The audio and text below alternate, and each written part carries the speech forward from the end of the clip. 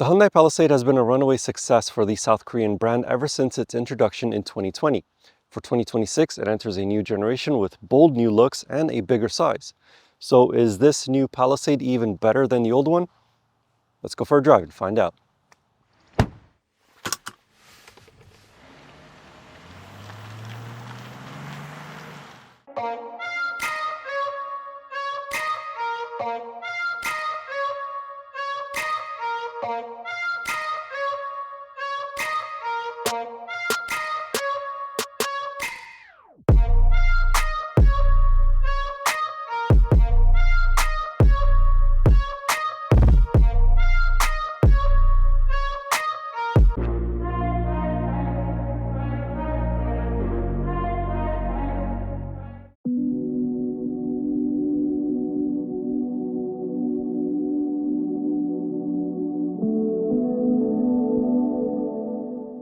There are some big powertrain changes to the 2026 Hyundai Palisade, one of which is good, the other perhaps not so good.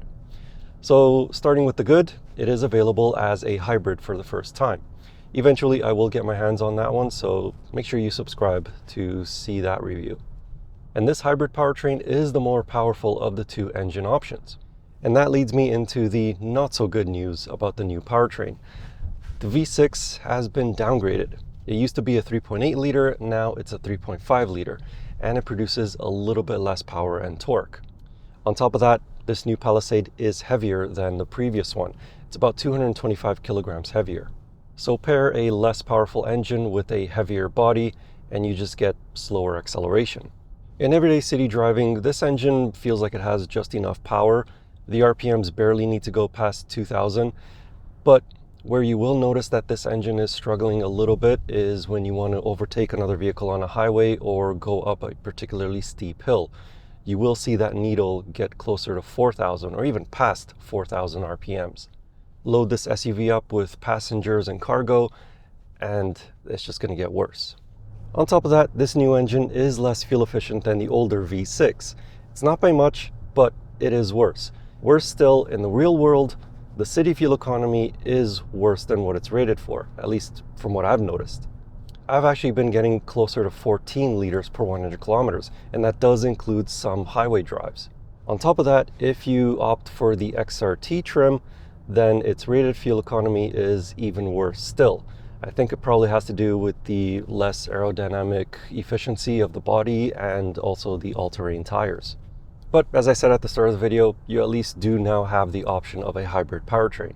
Paired with this V6 is an 8-speed automatic transmission, and it changes gears very smoothly, which is exactly what you want from a family SUV.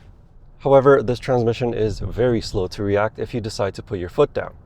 It takes a good second for this transmission to downshift every time you put your foot down. As for the handling dynamics of the Hyundai Palisade, they're actually not too bad. Car feels planted.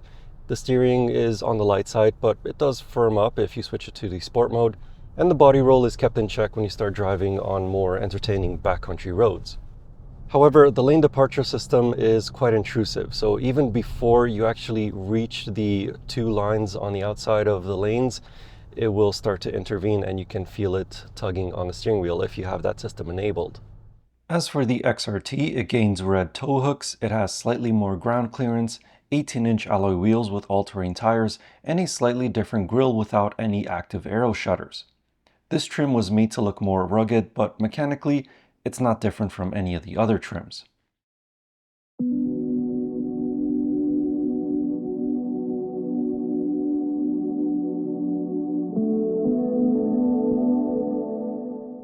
One area where the 2026 Hyundai Palisade really shines is with comfort.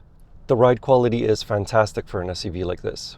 The suspension easily soaks up bumps in the road, the cabin is really quiet, engine noise is really quiet, especially at lower RPMs. At higher RPMs you will hear it, but for the most part you don't actually hear it.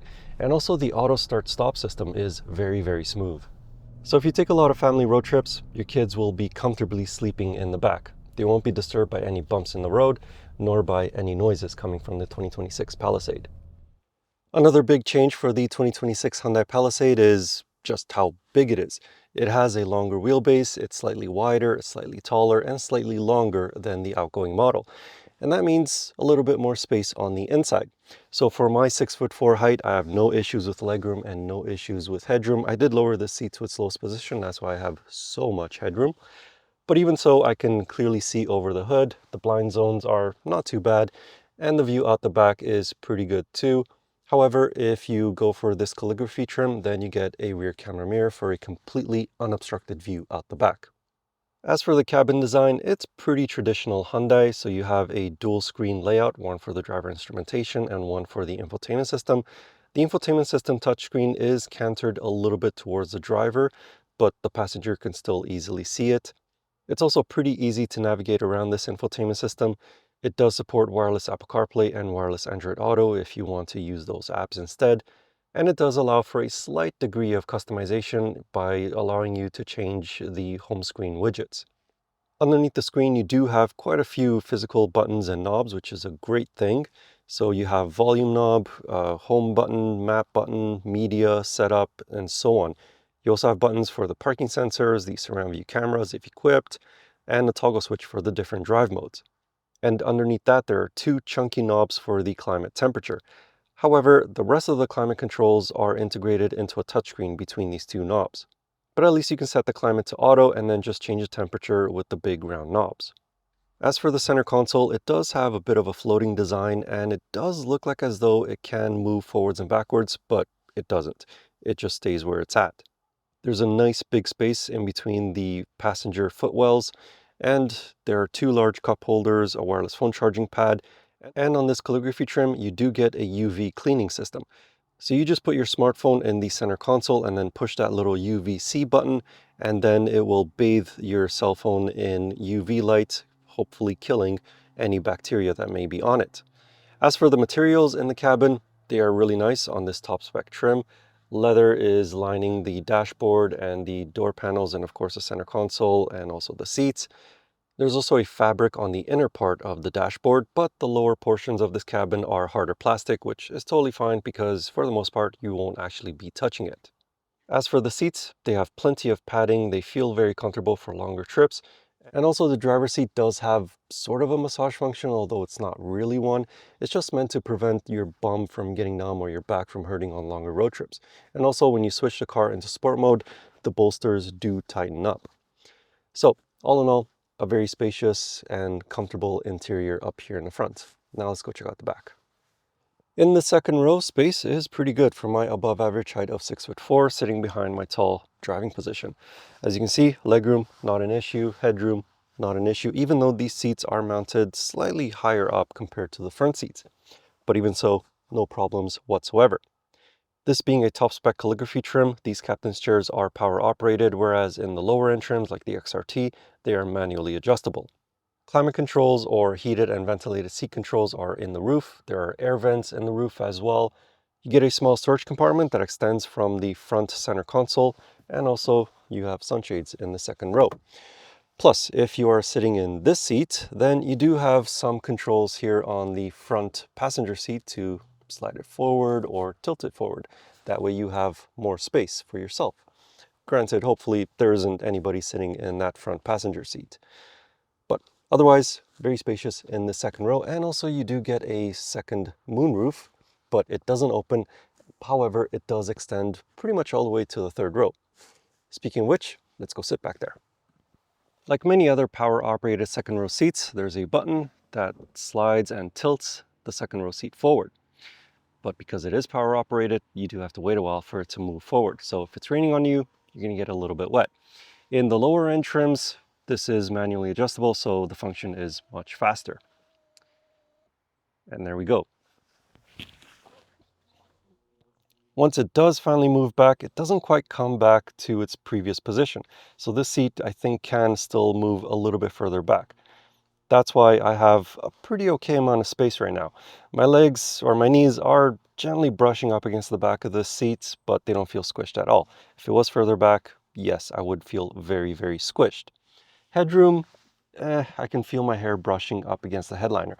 But in this third row, because they are power operated, they can tilt and recline, and they can also slide forwards and backwards, so you can make a little bit more space for yourself. Plus, on this top spec calligraphy trim, the outboard seats are heated as well. So if you are relegated to the third row, it's actually not too bad. Okay, for somebody as tall as me at 6'4", yeah, it's a little tight. But for a smaller individual, say 5'10", I think it should be fine.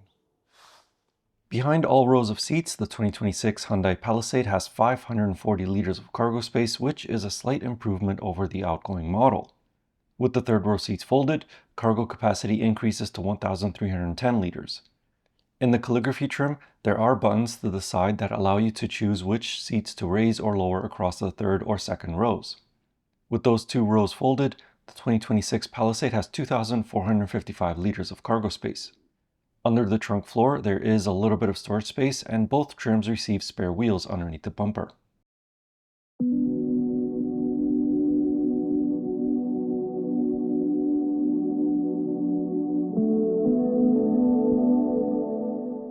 The 2026 Hyundai Palisade starts at $53,699 Canadian for the preferred trend trim. In the United States, the lowest trim of the Palisade is the SE trim, which starts at $39,435 US. Here in Canada, all-wheel drive is standard, while in the United States, it is optional on all but the XRT Pro trim. Speaking of which, the XRT Pro starts at $57,799 Canadian, and the calligraphy trim will cost you $62,499 Canadian. Here in Canada, the entry-level Palisade has quite a few convenience features such as a wireless phone charging pad, heated front and second row seats, a heated steering wheel, and 20-inch alloy wheels, among others. But if you want your Palisade brimming with gadgets, then the calligraphy trim is for you. As I mentioned earlier, this trim has power-operated seats across all three rows, with the first and second having a relaxation mode where the seats recline for a relaxed seating position. The front two rows also have heating and ventilating. There's also a head-up display, a rear camera mirror, surround view cameras, soft Nappa leather upholstery, a Bose audio system with 14 speakers, and a built-in front and rear dash cam. As for safety, the standard Palisade is available with just about every safety and driver aid that can be equipped on this SUV.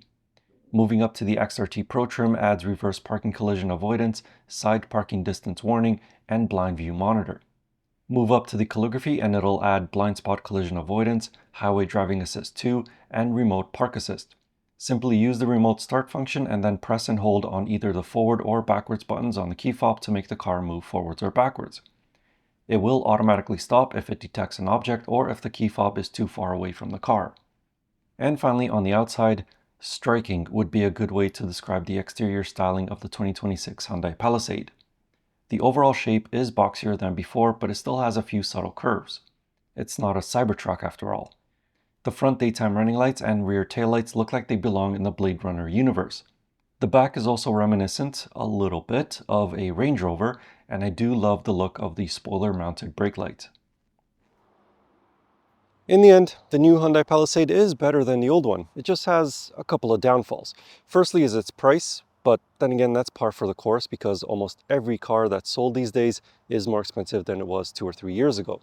And also, this new V6 is less powerful than the old one, and the new Palisade is heavier than before. So you are going to be having to push down a little bit harder on the throttle pedal, thus using up more fuel.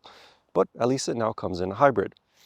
Otherwise, it is very spacious, very comfortable, and loaded with features.